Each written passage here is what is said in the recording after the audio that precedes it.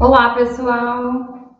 Eu vou dar continuidade aqui com o sistema genital feminino, tá? Eu vou falar para vocês a respeito do adenocarcinoma endometrial, tá?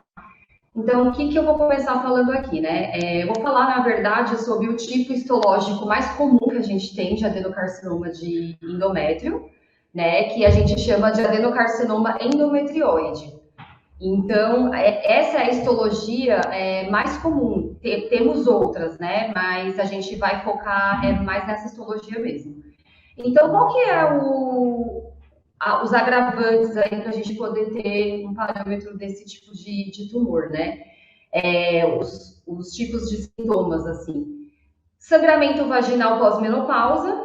Então, a mulher, né, ela já teve a menopausa e ela começa a ter um sangramento pós-menopausa e ela vai procurar um médico, porque não é normal, né? Já acabou o período de menopausa, ela começa a ter sangramento. Então, normalmente, o que os médicos fazem nesse caso, né? Eles vão ver sangramento anormal, normalmente eles seguem para o tipo de biópsia. Né? Eles fazem a biópsia, a esteroscopia, para poder saber qual que é o tipo, porque entre adenocarcinoma a gente tem outros tipos de doenças, né, de corpo uterino, de útero, que a Kelly citou antes. Então, assim, não necessariamente a mulher teve um sangramento pós-menopausa que ela está com um adenocarcinoma de endométrio, né? Mas esse é um dos sintomas. Então, normalmente o médico ele vai seguir com uma biópsia, né, prévia para descobrir qual que o tipo de doença que essa pessoa tem. Seguindo após o diagnóstico, então, se for detectado realmente um adenocarcinoma, segue-se para o tratamento, né? Então, qual que é o tratamento normalmente feito para esse tipo de tumor? O médico, ele vai estudar, normalmente, qual é o nível, né, de gravidade dessa lesão, para saber se ele faz uma histerectomia, né, uma histerectomia total. O que é uma histerectomia total? É a retirada do útero, né? Quando eu falo útero, é corpo, colo e os seus anexos, que são ovários e tubas uterinas, tanto direito e esquerdo, que é bilateral. E normalmente, acompanhando a histerectomia total, ele faz um esvaziamento, né, uma linfadenectomia pélvica e paraórtica. Por quê? Para ver se, né, que são as linfadenectomias que normalmente ficam mais próximas ali da cavidade uterina, eles se retiram para fazer a contagem de linfonodos e fazer o estadiamento da lesão, para ver se tem comprometimento, se a mulher, né, qual o tipo de tratamento que vai ser conduzido. Alguns casos de adenocarcinoma um pouco mais avançado, normalmente eles também tiram 1/3 da vagina, né? Por quê? Porque às vezes a lesão está muito grande, então eles fazem uma ampliação maior. A mesma coisa segue-se com o colo uterino, né? Dependendo do tipo de lesão, eles também fazem uma ampliação, né, da margem vaginal. Mas não são em todos os casos, né? A incidência desse tipo de tumor, a maioria são em mulheres, né, mais ou menos de 50 a 60 anos de idade, sendo 92% dos casos em mulheres com menos de 50 anos. Então, normalmente a faixa etária para esse tipo de tumor está entre realmente o período pós-menopausa, 50 a 60 anos. A mulher pode ter adenocarcinoma antes dos 50? Ela pode. Não é uma regra, tá? Mas a maioria das mulheres que tem esse tipo de lesão está entre 50 a 60 anos de idade. Então, assim, geralmente esse tipo de tumor, ele é precedido de uma hiperplasia endometrial, né? Normalmente a mulher, ela tem uma hiperplasia endometrial, onde é classificado, né, de carcinoma endometrial em 2 tipos. O tipo 1, né, que é o mais comum, que costumam ser diagnosticados, eles são mais responsivos ao estrogênio e costumam ser diagnosticados em mulheres da perimenopausa, que são mais jovens ou obesas. E esses tumores, normalmente, eles são de baixo grau, né? Não chega a ser tão avançado assim. Mas eles são mais responsivos, eles respondem melhor ao tratamento do tumor. E ele apresenta um tipo de tumor que apresenta poucos sintomas, né? Então, como eu havia falado, sangramento anormal, né? 90% das mulheres com câncer de endométrio, ele tem um sangramento vaginal anormal após a menopausa. Então, muito importante, né? Mulheres que estão, né, na pós-menopausa, começarem a sentir um sangramento anormal, procurar o seu ginecologista, né? Ou entre períodos menstruais, aí já vai entre mais ou menos um pouco menor a porcentagem. Por exemplo, a mulher ela tem o período menstrual dela, segue o fluxo certinho. E entre os períodos, né, de menstruação, ela começa a ter uns sangramentos anormais, que isso também pode ser um dos sintomas de adenocarcinoma endometrial, porque ela já teve, né, o período menstrual dela, e entre o período menstrual ela começou a ter alguns tipos de sangramento, então também não é normal, né? Então, entre 5 e 20% das mulheres na pós-menopausa, com esse tipo de sintoma, tem câncer de endométrio, né? Dor na pelve, né, na região da pelve, igual eu coloquei uma foto aqui para vocês, nessa região, também, né, é um sinal bem típico também de adenocarcinoma endometrial. Normalmente, algumas pacientes relataram sentir uma massa, né? O tumor ele fica muito grande, ele expande o corpo uterino, ficando grande, né? Ele dilata, né, a região do corpo uterino. Então, elas começam a sentir como se fosse uma pressão nessa região da pelve e como se tivesse algo mesmo, assim, né? Alguma coisa pressionando, uma coisa muito forte. E a perda de peso, né? A perda de peso inexplicável praticamente está como sintoma em quase todos os tipos de cânceres, né? Quase todos os tipos de cânceres, as pessoas elas têm uma perda de peso que não tem explicação. A pessoa emagrece demais no período curto, né? Então, esse mais ou menos um dos sintomas aí para ficar esperto. Fatores de risco, né? Para ter esse tipo de tumor. A idade, né, geralmente ocorre, como eu havia falado, em mulheres na pós-menopausa, né? 20% dos casos são diagnosticados em mulheres entre 40 e 50 anos e 5% abaixo dos 40. Vocês viram como é bem pequena, né, a porcentagem de mulheres que são detectadas com adenocarcinoma endometrial abaixo dos 40 anos? A maioria realmente está nessa faixa etária que eu havia falado para vocês. O estrogênio, né, que é a terapia de reposição hormonal, a menarca, né, a primeira menstruação precoce, que a mulher ela menstrua muito cedo, né, abaixo, na verdade, da idade que normalmente as meninas começam a ter a primeira menstruação. A menopausa tardia, ela demora muito tempo para ter a menopausa. E, né, um fator gravíssimo aí, o uso de pílula anticoncepcional, né, que é um dos fatores que mais prejudicam as mulheres para ter esse tipo de lesão. E nunca ter tido filhos, né? Há estudos que mulheres que não tiveram filhos têm a probabilidade maior de ter um câncer de endométrio do que uma mulher que já teve. A hiperplasia atípica, né, que é o espessamento do endométrio, causado por exposição ao estrogênio. O que acontece? O médico retira, faz uma esterectomia por hiperplasia, que é um dos casos assim, mais importantes também na macroscopia. Por quê? Macroscopia se identificar o que é uma hiperplasia, que é o espessamento do endométrio. Normalmente, né, praticamente em quase todos os laboratórios, quando a gente pega esse tipo de caso, a gente tem que representar o endométrio inteiro. Representado o endométrio inteiro justamente porque a hiperplasia atípica ela pode se transformar num adenocarcinoma. Então, o médico, o patologista, normalmente pede para que os macroscopistas, né, quando peguem um caso de hiperplasia atípica, que às vezes não está escrito no pedido médico, às vezes o médico não escreve, então, assim, vai muito também dos colegas, do tipo, né, de conhecimento que essa pessoa tem para identificar. Que é igual a Kelly havia falado, né? Muitas vezes, na macroscopia, a gente pega muitos casos que a gente não recebe a informação necessária. O médico, ele manda a peça, né, o anátomo patológico, ele manda o pedido, mas ele não escreve exatamente o que aquela paciente tem. E aí, às vezes, muitas vezes, dificulta muito o nosso trabalho, né? Então, aí vai mais também um pouco do conhecimento ao longo da carreira, né? Então, pegar uma hiperplasia típica, né? O importante representar todo o endométrio para realmente o patologista visualizar e ver que não tem nada, né? Que não tem nenhum tipo de lesão ali. Um dos outros fatores de risco é a síndrome do ovário policístico, né? A grande maioria acho que já deve ter visto, assim, no laboratório, aquele ovário enorme, né, cheio de cistos, muitos, e normalmente tem um conteúdo viscoso, né, um líquido incolor, que também é um dos fatores para se desenvolver adenocarcinoma de endométrio. Obesidade, né, sobrepeso também é um fator importante.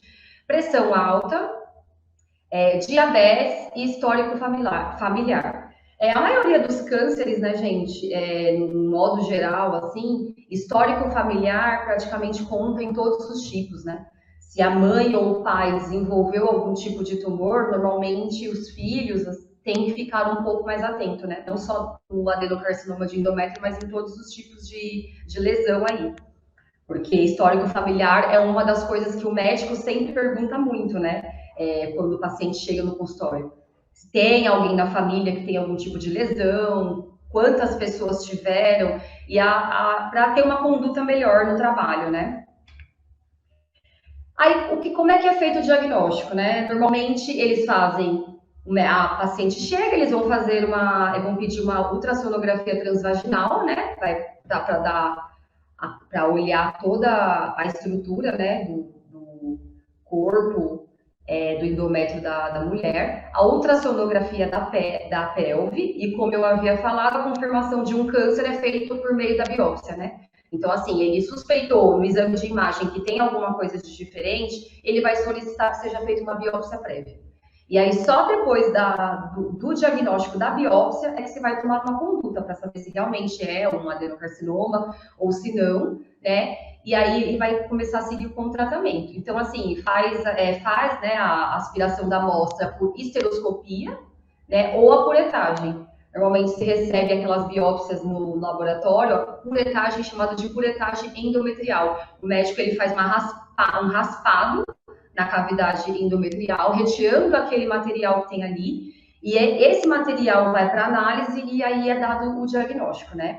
Então, ele é dado o diagnóstico posterior para saber se é câncer ou não. Aí eu coloquei uma foto para vocês entenderem mais ou menos como é feito o exame, tá? O exame de esteroscopia, ou a ultrassonografia transvaginal. Aí eu coloquei mais uma foto aqui, ó, o esteroscópio, né? Entrando aqui na cavidade endometrial, o instrumento que é utilizado, o útero a gente se encontra aqui e o colo uterino aqui. Então ele vai entrar com o esteroscópio, vai retirar o fragmento que ele quer da cavidade endometrial e vai seguir para a análise do laboratório. A estimativa, gente, do câncer de endométrio, né, no Brasil, do útero, né, a maioria, endométrio, chega a uma porcentagem de mais ou menos de 6.540 casos. O colo do útero, como a Kelly havia falado, ele ultrapassa, tá vendo? Ele é muito mais incidente ter câncer de colo uterino do que de endométrio. A diferença é bem grande, né? São quase 10 mil casos a mais de colo uterino do que de endométrio. Mas o câncer de útero no Brasil também é um dos cânceres que mais afetam as mulheres, tirando o câncer de mama que fica em primeiro lugar. Então, qual que é o procedimento cirúrgico realizado, né? Que, como eu havia falado, o que ele faz? A mulher foi detectada com câncer de endométrio, fez a biópsia, deu positivo, então ele vai começar a fazer o procedimento cirúrgico. Então, normalmente, eles fazem uma esterectomia subtotal, que seria o corpo uterino. O colo uterino não é retirado, né, nesse caso. Aí eu já havia falado para vocês sobre o terço superior da vagina, que eles retiram em casos muito avançados de tumor de endométrio ou até mesmo de colo uterino. Eles utilizam a esterectomia ampliada, que se chama, né? Então, é de ampliação mesmo. Eles ampliam, retiram o terço superior da vagina para realmente ter certeza que o tumor ele não se estendeu para a vagina. Então, ele tira realmente um pedaço, né, do terço ali superior da vagina e a gente utiliza isso como margem, né? Na macroscopia é enviada a parte como margem cirúrgica, terço superior vaginal. A maioria das vezes, quase todas, né, eles retiram os ovários, como eu havia falado, os ovários tanto o direito quanto o esquerdo, né? Eles fazem a oforectomia bilateral e a salpingectomia bilateral também. né? Então, aí a cirurgia é salpingo-oforectomia bilateral. Então, ele retira, né, faz a esterectomia, mais a salpingo-oforectomia bilateral, a esterectomia total, no caso, né? Algumas vezes é retirado o aumento, né? O aumento e as linfadenectomias, que eu havia falado para vocês, linfonodos pélvicos e paraórticos, que são as linfadenectomias mais próximas ali da região do corpo uterino. Então, é retirado para fazer a contagem de linfonodos, fazer o estadiamento, né, e verificar se esses linfonodos eles estão livres ou se eles estão comprometidos, porque com essa contagem e se está comprometido ou não, é baseado, né, na verdade, todo o tratamento do paciente. Qual é o tipo de quimioterapia que ele vai fazer, quantas químio que ele vai fazer, é o que vai deixar para o patologista, né, indicar para o cirurgião ou para o médico qual é o tipo de tratamento adequado que esse paciente vai ter. Na macro, né, o que a gente tem que fazer?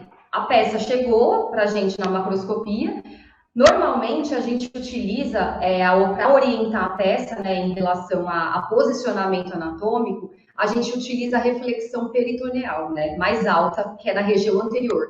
Então, assim, normalmente, a porção anterior do útero, ela tem a reflexão peritoneal mais alta.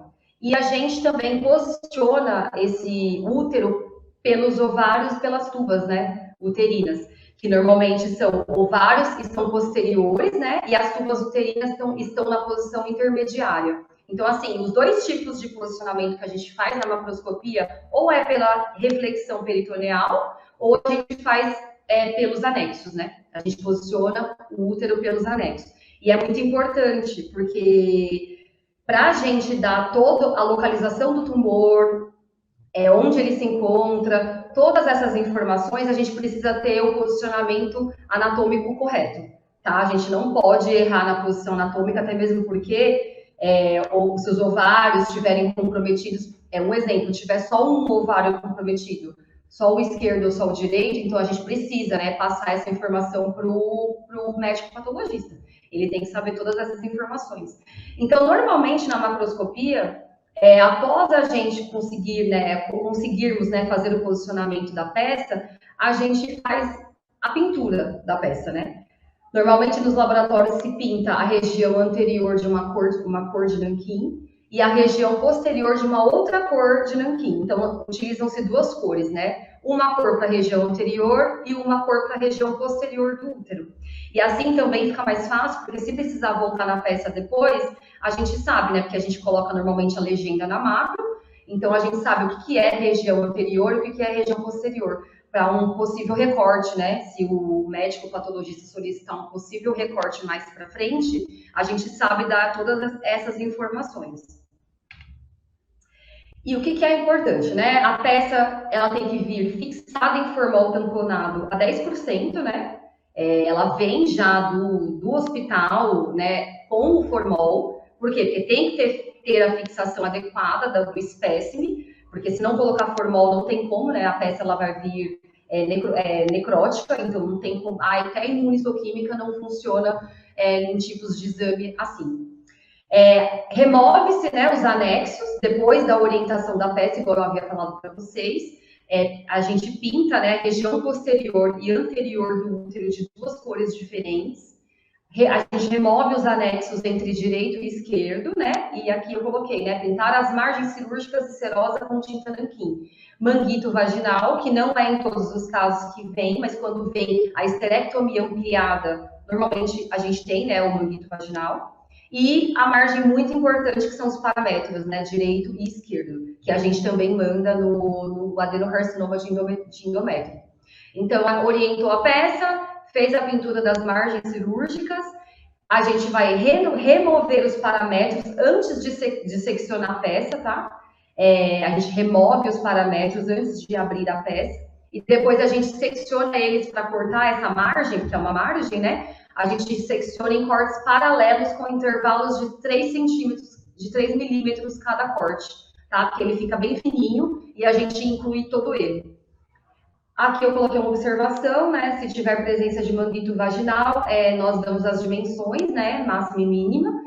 A gente secciona ele em fragmentos sequenciais também, porque você recorta, né? Ele fica mais circunferencial, então a gente faz cortes sequenciais desse manguito e também mandado, se manda, né, ele como margem.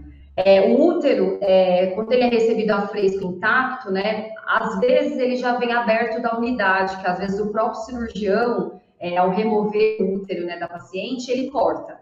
Não é adequado, né? Mas a gente já recebeu muitos casos assim, a gente recebeu o útero já seccionado.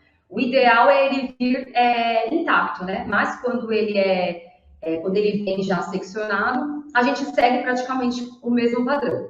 Mas quando ele é recebido intacto, o que a gente faz? A gente abre o útero longitudinalmente, né? Desde o colo ao fundo uterino, depois da gente retirar as margens e de fazer a pintura com a tinta nanquim. A gente realiza cortes, né, igual eu coloquei aqui na figura para vocês, cortes transversais paralelos em cada uma das metades, né? Com intervalos de 1 centímetro aproximadamente. Então, os cortes, gente, são bem finos, tá?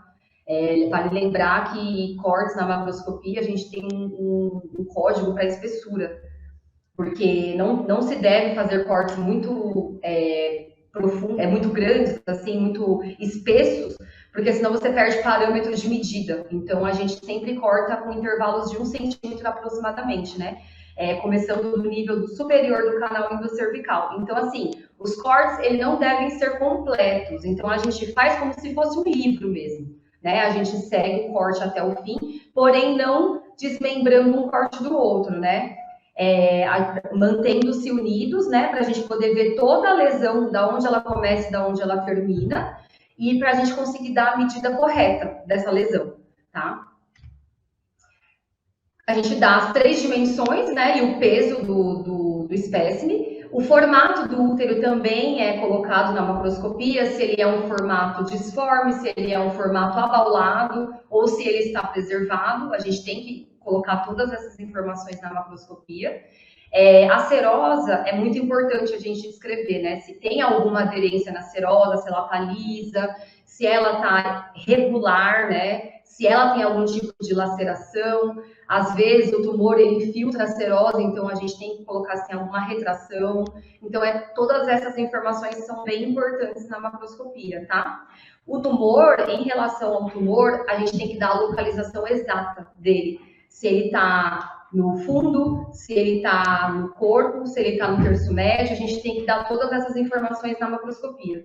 Então, a gente tem que colocar o aspecto dessa lesão. Aqui eu coloquei um exemplo para vocês de adenocarcinoma, ele ocupa toda a cavidade endometrial, tá? Então, nesse caso, a localização aqui, na macroscopia, a gente colocaria ocupa-se toda a cavidade endometrial. Ele não está somente em uma porção do útero. Ele ocupou, né, a cavidade toda do endométrio. Então, no caso, a gente dá três medidas, que são 2 medidas aqui, e a última medida é a espessura, né? Qual que é a espessura dessa lesão? Então, a gente descreve qual é o tipo, como que ele tá, se ela é uma lesão sólida, se ela é uma lesão polipoide, o tipo de lesão, né? A cor, né, da lesão, a gente sempre descreve na macroscopia, a extensão, como eu havia falado, onde está localizada, e a infiltração biometrial, que é uma das coisas mais importantes, se ele infiltra mais ou menos de 50% do endométrio, tá? Por que é importante? Porque se o tumor ele infiltrar mais de 50% do endométrio, o estadiamento é diferente. É diferente de um tumor que infiltra menos. O grau de infiltração, ele determina o estadiamento da lesão e o tipo de tratamento que esse paciente vai receber. Então, a gente tem que colocar na macro o nível, né, de infiltração, se é mais ou menos de 50% do miomέτrio. O colo, a gente descreve normalmente, né, como a gente abre o útero longitudinal, a gente sempre coloca se essa lesão, ela está se estendendo-se ao colo uterino, né? Algumas lesões que são mais avançadas, elas costumam infiltrar a região do istmo aqui, ó, que é essa parte que é onde termina, né, o corpo e inicia o colo uterino aqui. Então, algumas lesões, quando são muito avançadas, elas comprometem istmo e se estende-se, né, para colo uterino. Então, por isso que é importante a gente não desmembrar o colo quando a gente for fazer o corte. A gente sempre tem que cortar o colo junto com o útero, longitudinalmente, para poder ver a extensão, né, da lesão, conseguir dar a medida completa. Porque se de repente essa lesão ela estiver infiltrando o colo uterino, você precisa colocar isso na macroscopia para o patologista conseguir visualizar, né? Ah, não, essa lesão ela pega, compromete todo o corpo uterino e se estende a colo uterino também. Então já é um outro tipo de estadiamento. Então essas informações são muito importantes na macro, tá? Aí o colo uterino a gente também vai dar o aspecto, né, da ectocervice, a junção se está preservada, o canal, se tem algum tipo de outra patologia, se tem pólipos, se tem cistos. A gente vai fazer a macroscopia de acordo com um padrão. As tubas e os ovários que acompanham a peça, a gente segue as instruções específicas dos protocolos desses órgãos, né? Então, se não tiver nada, né, não tiver nada de diferente aos cortes, a gente segue a macroscopia normal, né? Acompanha a peça. Os linfonodos, na maioria das vezes que vem linfadenectomia em adenocarcinoma endometrial, o que a gente tem que fazer? É importante a gente medir a gordura, né? A gordura que vem separada. Então, a gente faz o quê? A gente mede o tecido adiposo, né? Dá as dimensões. A gente disseca os linfonodos que estão ali, faz a dissecção, conta, né? Faz a contagem desses linfonodos, a medida entre o menor linfonodo e o maior linfonodo, faz a representação da totalidade de todos os linfonodos e, na sequência, a gente inclui toda a gordura. Tá? Porque isso também vai determinar qual é o tipo de tratamento que esse paciente vai realizar. Porque se tiver linfonodo comprometido nessa linfadenectomia, o padrão de tratamento e o estadiamento do paciente ele muda por completo. Então, é muito importante a gente dissecar os linfonodos com cautela, fazer a contagem, né, desses linfonodos, representar na sua totalidade, não importa se ele tiver às vezes, macroscopicamente, a gente vê que está comprometido, né? Mas, normalmente, os patologistas pedem para a gente incluir na totalidade, tudo, né? E aí, incluir-se a gordura na sequência. Aqui eu coloquei a foto para vocês, tá? Aqui o tumor, ele pega toda a cavidade endometrial. Aqui nessa foto vocês podem ver. E nessa fatia, vocês conseguem observar a infiltração. Isso daqui é a espessura dele. E a gente consegue ver nitidamente aqui que ele é uma lesão que ele infiltra mais de 50% do miométrio, tá? Então, eu tirei uma foto aqui com a fatia aberta para vocês darem uma olhada no nível de infiltração que eu falei, que é importante a gente colocar se é mais ou menos de 50% de infiltração do endométrio, tá? Então, aqui nessa foto, a gente consegue ver bem nítido, é uma lesão bem infiltrativa. Essa porção aqui toda esbranquiçada é a lesão e essa porção aqui mais acastanhada é o miométrio, tá? Então, aqui você consegue ver perfeitamente ele inteiro, aqui ocupando toda a cavidade do endométrio. Em volta aqui tá o miométrio, né? E aqui aos cortes a mesma coisa, você consegue observar aqui a infiltração dele, a lesão, e aqui o miométrio. Então, a gente consegue ter o parâmetro aqui se é mais ou menos de 50% de infiltração. Qual que é o procedimento, né, macroscópico de acordo com a Sociedade Brasileira de Patologia? Então, a gente tem que ver, observar na macroscopia se tem envolvimento neoplásico da serosa. Então, a gente tem que descrever na macro se esse tumor, ele infiltra a serosa. Se ele não infiltra, a gente tem que dar distância, né, para lesão, para a serosa.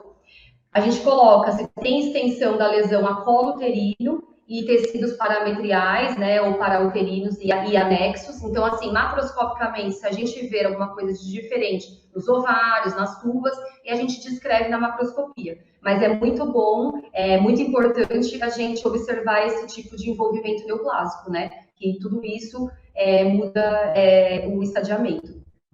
Então, assim, abertura anterior e posterior, a gente fixa, né, secciona cada metade do corpo uterino de modo seriado com cortes transversais, a localização da área de maior profundidade de infiltração tumoral e coletando a amostra desse ponto. Então, assim, é muito importante a gente representar a lesão, né, e a parte que ela infiltra o miométrio. Então, a gente tem que fazer os cortes pegando a lesão e o tecido miometrial para o patologista conseguir ver realmente o nível de infiltração ali. E fazer cortes do tecido sadio com o tecido neoplásico, né? Então, se for possível, a gente incluir essa transição de tecido neoplásico com o tecido não neoplásico, né? Então, assim, a gente faz um corte por centímetro da lesão, a gente manda, né, um corte por centímetro da lesão. Então, a gente tem que representar o tumor e toda a sua espessura miometrial tacerosa. Então, é importante você fazer cortes de transições. Então, corte do tumor com a serosa, cortes do tumor pegando o miométrio. Então, é muito importante você fazer a representação de tudo, né? O tumor com o miométrio, o tumor com a serosa, para o patologista conseguir visualizar realmente o que está infiltrando, como que está, se já está, a distância está muito mínima, para saber qual que é o tipo de estadiamento. Eu já havia falado, né, incluir a transição do tumor com endométrio ínfimo, se for possível, né, se o tumor estiver localizado numa porção que não ocupe tudo, né, então a gente consegue fazer esse corte da transição. Incluir as amostras do endométrio não neoplásico, isso aqui é em casos que o tumor não ocupa toda a cavidade endometrial, ele só ocupa uma pequena porção. Então, a gente também faz cortes do endométrio não neoplásico e do endométrio neoplásico, né? Se o tumor não estiver ocupando toda a cavidade endometrial. A parte do colo, a gente secciona longitudinalmente o canal cervical do colo do útero, né? A gente representa o limite do endométrio, colo uterino, né? E a transição endocervical inferiormente. A gente faz os cortes do colo uterino normalmente como a gente faz uma macro comum de um colo uterino ou de um corpo uterino com uma patologia benigna, tá? Nesse caso, se não estiver comprometendo o colo uterino, a gente faz a representação normal do espécime. A gente representa os tecidos parauterinos, os paramétros, né? Especialmente no caso de comprometimento do istmo, né? Então, o istmo a gente tem que representar, que é o limite entre o colo e o corpo, então a gente faz o corte dessa transição. Se o ideal seria mandar o istmo inteiro, né? A gente normalmente não corta. Mas, às vezes, alguns istmos, eles são muito grandes, assim, então a gente divide normalmente em 2 blocos, né? A gente acaba fazendo essa divisão. Mas se você conseguir fazer um corte pegando a totalidade do istmo, ou conseguir representar num bloco só, aí é ideal, porque aí o patologista consegue visualizar o corte inteiro para ver se não tem nenhuma célula neoplásica ali. A gente secciona transversalmente os ovários e as tubas uterinas, né? Se vier junto com o útero, né? E a gente inclui as amostras de ambos normalmente, tá? É incluído normalmente e é igual na macroscopia comum. A gente representa os linfonodos separadamente, de acordo com a localização, né? Que eles mandam normalmente pélvicos direito e esquerdo, paraórtico. Normalmente, quem dá esse tipo de linfadenectomia é o cirurgião que já manda separado nos sacos, né? Então, a gente só desfaz a dissecção, né? A gente representa todos os linfonodos na sua totalidade, como eu havia falado, e normalmente a gente inclui mais de um linfonodo no mesmo cassete até 0,5 centímetros. Passou dessa medida, a gente inclui sozinho, né, num bloco só. Então, assim, se forem linfonodos de 0,2 até 0,5, a gente consegue colocar uns 5, mais ou menos, no mesmo bloco. Mas passou dessa medida, já é adequado você fazer a representação separada. Então, aí a gente representa linfonodos acima de 0,5 centímetros, cada um no cassete, manda a sua totalidade seriada, né? E a gente representa ele sozinho. Não é adequado mandar inteiro com maior de 0,5 centímetros. E é isso, pessoal. Eu espero que vocês tenham gostado, né, da explicação do sistema genital feminino. A gente tentou abordar as patologias mais comuns, assim, em mulheres, né? E a gente tentou trazer o máximo de informações para vocês. Eu espero que vocês tenham gostado. Eu agradeço muito a oportunidade de estar aqui com vocês hoje. E E a qualquer dúvida que vocês tiverem, né, podem mandar, a gente vai tentar sanar todas aí para vocês.